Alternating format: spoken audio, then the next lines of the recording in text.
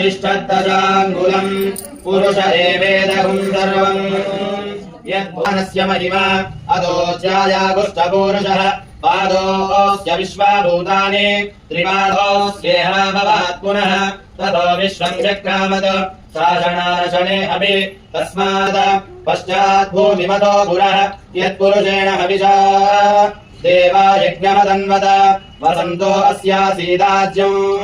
ग्रीष्मरित्मः शरत्कविः सप्तास्यासन् परिदयः त्रिसप्तसमिदकृताः देवा यद्यज्ञम् दन्वानाः अबध्वन् पुरुषम् पशुम् शिवनमोरदः तस्य पादे देहनः पापो जनयधा जनः